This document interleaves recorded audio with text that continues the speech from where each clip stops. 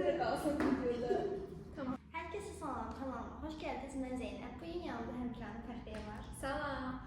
Bugün yeni bir kontentlə başlayırıq. Hazırsansa ilk sualımı verirsən, hə? Bəli, başlayaq. İlk sualımız odur ki, enerji vampirləri haqqında nə düşünürsən? Enerji vampirləri dedikdə ilk ağlıma gəlir, məsələn, konkret bir situasiyanı canlandırmaq istəyirəm sözlərlə. Tutaq ki, mən günə çox pozitiv başlamışam, müsbət hisslərlə, enerjilərlə, hər şey yolundadır bu mənim üçün. Hər hansı bir şəxs çıxır qabağıma və bütün mənim o pozitiv enerjimi, hətta heç bir şey demədən, belə baxışlarıyla, davranışlarıyla belə o bütün müsbət enerjilərimi alır, sanki o vampir kəlməsi də oradan gəlir də. Bütün o müsbət enerjimi məndən alır və yerinə negativ enerji ötürür. Direkt ağlımda o canlanır. Zaten biz insan olaraq, yəni enerjilərdən ibarət olduğumuz üçün eyni zamanda müsbət və ya mənfi emosiyalarımız var və biz bunu ətraflı daim yayırıq. Amma bəzən insanlar olur ki, sırf bizdəki o pozitiv enerjidən mənfi mənada faydalanmağa çalışırlar. O zaman artıq bizim negativ enerjilərimiz çoxalır və əlavə olaraq onların bizə təsirləri də çoxaldığı üçün artıq istər bu mənfi enerjilər həyatımıza, istər özümüzə baxış bucağımıza çox pis təsirlər göstərə bilər. İkinci sualım ondan ibarətdir ki, səncə empatiyamızın son həddi harda olmalıdır? Aha, yenə aktual mövzulardan biridir. Çox gözəl bir sual seçmişsən. Hansı ki, hal-hazırda insanlar özündən çox verici bir roldadırlar. Demək olar ki, insanların böyük bir faizi. Hətta belə adlandıra bilərəm. Üç dairəsi olsa insanların bir növ empatiya əksiliyi, empatiya yoxsulluğundan əziyyət çəkənlər, bir növ həddən artıq çox empatiya hissi içərisində olanlar, həddən artıq çox verici insanlar, orta məqamda isə həqiqətən normasında balansı qoruya bilən insanlardır. Hansı ki, sərhəd dediyim zaman da məncə o balansı tutmaqdır. Nə az, nə çox. Yəni, yerində, hər situasiyada da və yaxud həddən artıq empatiya qurmaq, həddən artıq çox verici olmaq hər zaman və empatiyanı çox vaxt insanlar yanlış anlayırlar. Bəziləri insanlara yazığı gəlmək və yaxud özünü hiss eləməyə empatiya anlayırlar ki, orada artıq empatiya anlayışı yox olmağa başlayır. Və yaxud empatiyanı həddən artıq çox bir səviyyəyə çıxaranda həmin problem yaşana bilir ki, doğru deyil. Balansda, normasında saxlamaq, yerli istifadə etmək empatiyanı məncə insani zaten dəyərlərin ən vacib olanlarından biridir. Ümumiyyətlə biz bilirik ki, hər şeyin nə azı, nə də çoxu insana çox ziyan verə bilər. Tam o balansı ortasını tapmaq bizim üçün ən vacib nüanslardan biridir.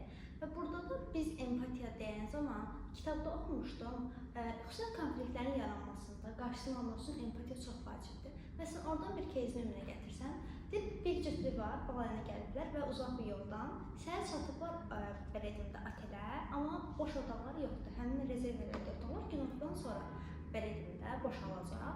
Burada resepsiyonist burada iki cür ona davranış göstərə bilər. Biri məsələn negativ deyə bilər ki, siz gözləməlisiniz, bizim otaqlarımız günortadan sonra boşalacaq və burada artıq sən orada qarşı tərəfə aqressivlik reaksiya verdiyin üçün o da sənə eynisini qaytarır, balanslı bir şəkildə.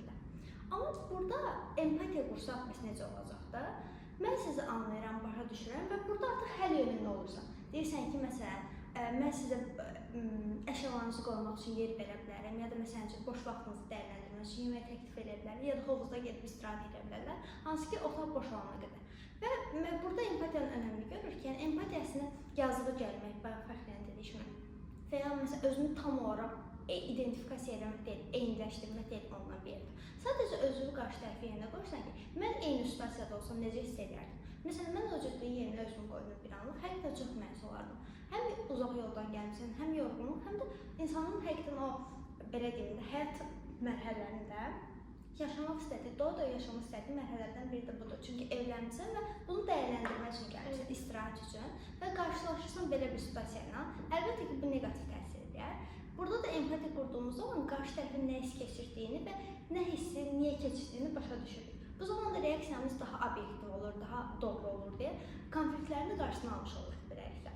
Və biz insan olaraq həyatın müxtəlif rolları bölünürük, müxtəlif maskalara bölünürük və burada məsələn üçün ailədə ana-ata ya da var uşaq rolu olur və ya münasibətlərdə partnyor rolu olur, dostlar arasında müəyyən rollara bölünürük.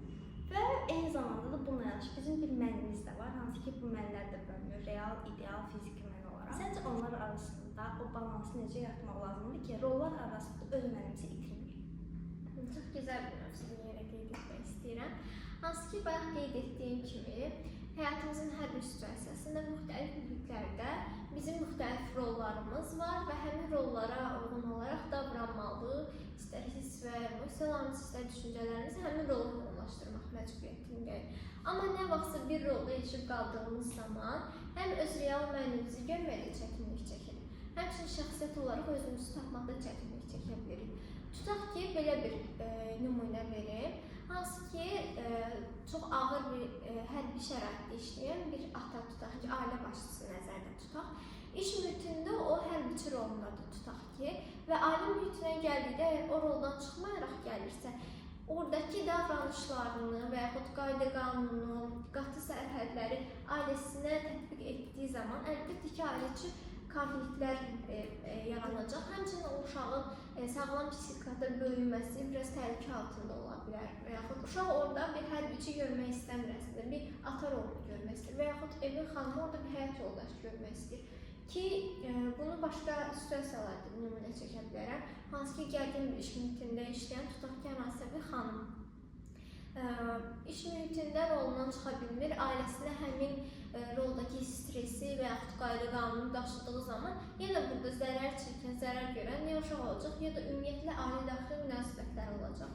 Ona görə məncə rolun mənə belə bir təsiri var ki, belə bir əlaqəsi var ki, onlar sıx vəhdətdədirlər və əgər biz müəyyən bir rola ilişib qalsaq, yerli-yerində situasiyaya uyğun rollarımızı, maskalarımızı taxa bilməsək, maska dedikdə mənfi mənada bu arada düşünməyək.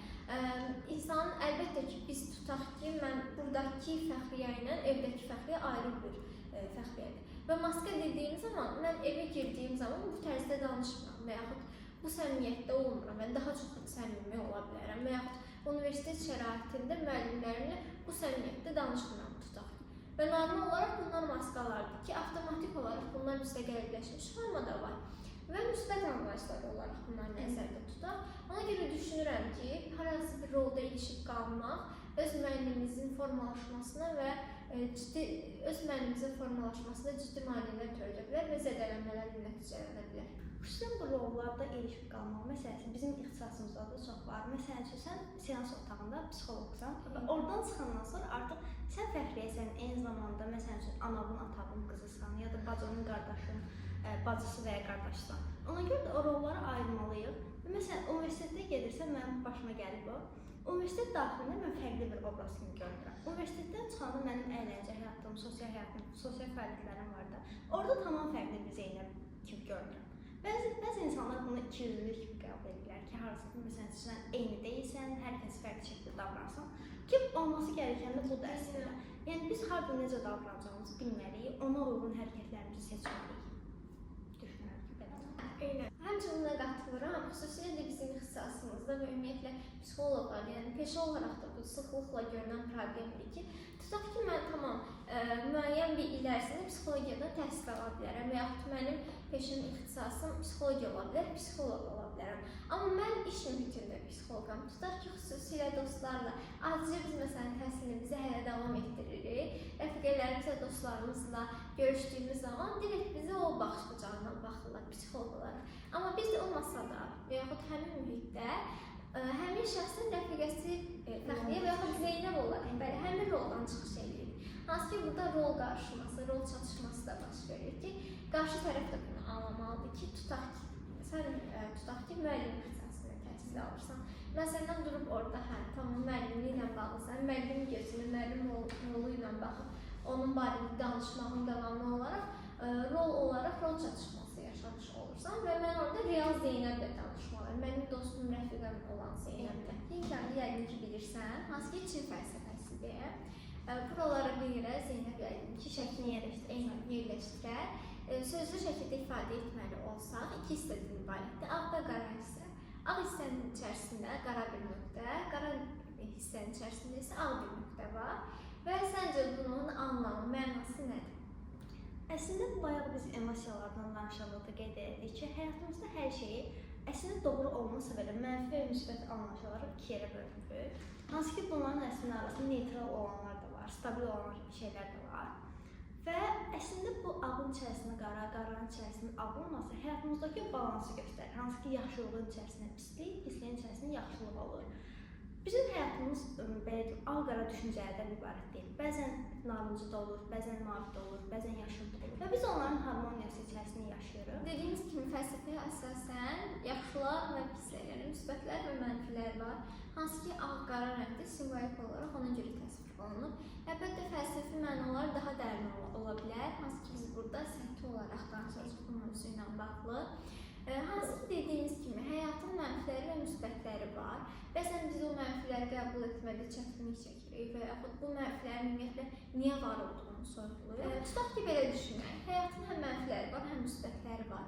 Biz çox zaman o mənfi hissələri qəbul etməməyə çalışırıq və yaxud ümumiyyətlə niyə var olduqlarını sorğuluruq. Amma ki, belə bir nümunə ilə göstərmək istəyirəm. Tutaq ki, bizim həyatımızda, həyat yolumuzda, inkişafımızda bizə mane olmağa çalışan, tüklər demişkən, çəlmə tapmağa çalışan insanlar olmasaydı, sizcə bizim bir motivasiyamız olacaqdı mı? Biz çox vaxt rəğmən ifadəsi var. Yəni, nəyəsə rəğmən yaşayırıq, nəyəsə rəğmən inkişaf etməyə çalışırıq. Düşünün ki, bu rəğmənlər olmasaydı, biz deyərdik ki, tamam zaten, mən olduğum yerdə xoşbəxtəm və burada varam, niyə də inkişaf edir, niyə də daha artıq olsun.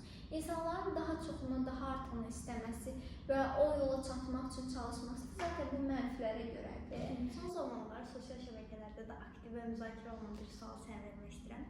Səncə həqiqətən də həyatımızı atamız və anamız kimi birilərini çəkirik? Yoxsa necə? Tamam. Məncə biz istər psixologiya təhsilimizdə, istər etdiyimiz stajlarda, kurslarda bu mövzuyla daha çox rastlaşmışıq və mən bunu bir reallıq olaraq görürəm. Həqiqətən. Çünki elmi olaraq düşünsək, sadəcə məntiqsi olaraq yanaşsaq belə bunu aydın şəkildə görə bilərik ki, uşaq olaraq ilk sosial institutumuz ailədir. Biz orada ilk olaraq görürük və təməlimiz orada atılır. Hansı ki, qız uşağının ilk gördüyü kişi modeli atasıdır. Oğlan uşağının isə ilk gördüyü qadın modeli anasıdır. Və həmin mühit içərisində böyüdüyü üçün və ideal olaraq da, yəni şuursuz belə olsa, nə qədər siz desəniz ki, mən böyüyəndə atam kimi biri ilə evlənməyəcəm və anam kimi biri ilə həyat qurmayacam. Ola bilər, bəzi şəxslər belə düşünür ki, valideynin xasiyyətini, xarakterini bəyənməyən şəxslər ola bilər ki, qayət normaldır onların bu düşüncəsi və yaxud seçim istəkləri. Amma ki, bu insanın quruluşunda məncə mövcuddur. Hansı ki, günün sonunda kiçik belə olsa ananızın xüsusiyyətlərini özünüzdə daşıyan bir həyat yoldaşı seçə bilərsiniz özünüzə və mən buna həqiqətən inanıram. Çünki hal-hazırda mən belə düşünsəm, yəni mənfisi ilə, müsbəti ilə mənim ağlımdakı kişi modeli ilk olaraq düşündüyümdə atam gəlir ağlıma. Ki, bu prosesin içərisində olduğum üçün və bu mövzunu daha dərindən bildiyimiz üçün inanıram da. Müəyyən bir inanma olduqdan sonra da insanın içərisində, yəni inandığını həyat qarşısına çıxarır. Ona görə məncə doğrudur. Ümumiyyətlə belə bir ifadə var ki, doğulduğu yer qəderindir, elə bir ifadə var. Amma o məncə doğulduğumuz ailəyə də aid. Doğulduğumuz ailədə əslində bizim taleyimizin başlandığı, yazıldığı hissələrdən biridir. Ona görə də dediyim kimi bizim ilk rol modellərimiz anamız, atamız olur və digər insanlara olan münasibətimizdə, məhz anamız, atamız olan münasibətimizi əsasən formalaşmağa başlayır. Hər nə qədər biz desək ki, mən atam kimi ya da anam kimi biri ilə ailə həyatı qurmaq istəmirəm, bir şeydən çox qaçdığımız zaman o gəlib bizimlə hardasa tapır bir yerlərdə. Bu baxımdan da məncə həyatımıza çəkdiyimiz insanlar bir yerdə atamız və anamız kimi insanlar olur. Birini səni sevirəm demədən necə səni sevirəm deyə bilərik səncə? Çox yenə maraqlı və dərin bir sualdır mənim fikrimcə. Hansı ki, real olaraq var bu arada. Sevgi dili sözlər olmayan insanlar var ki, istər valideynlərimizdən bunu görə bilərik, istər münasibətdəki insanlarda görə bilərik ki, tutaq ki, sözlü olaraq bu sevdiyini və yaxud sevgisini göstərə bilmir və yaxud çəkinir. Tutaq bir körpədən misal çəkmək istəyirəm. Körpə uşağın anası tutaq ki, onun hər dəfəsində səni sevirəm sözünü deməsə belə, isti bir qucaqla, o istiliyi, o nəvazişi, acı bir baxışla və yaxud toxunuşla belə onu hiss etdirə bilirsə, sizin bunun özü belə, yəni sevgini qarşı tərəfə hiss etdirməkdir. Ona görə düşünürəm ki, burada jest və mimikaların, həmçinin sevgi dilimizin necə olmasının, hər birinin bir önəmi var. Bəzi insanların, məsələn, sevgi dili hər hansı bir hədiyyə almaqdır və yaxud kiminsə ona hədiyyə alması əslində onu səni sevirəm sözünə bərabərdir. Və yaxud hər hansısa bir davranışı ilə onu göstərməsi, nəzakətli nəvazışı ilə onu göstərməsi Bəzilərində isə sadəcə sözlə birbaşa səni sevirəm sözünü eşitməyə ehtiyacı olan insanlar var. Və bugünkü videomuz bura qədərdir. İzlədiyiniz üçün hər birinizə təşəkkür ederim. Son olaraq isə bizi həm Instagramdan, həm də YouTube kanalından izləməyi unutmayın. Və əlavə olaraq da digər videolarda nələr haqqında danışmamızı istəyirsinizsə yorumlara yazın.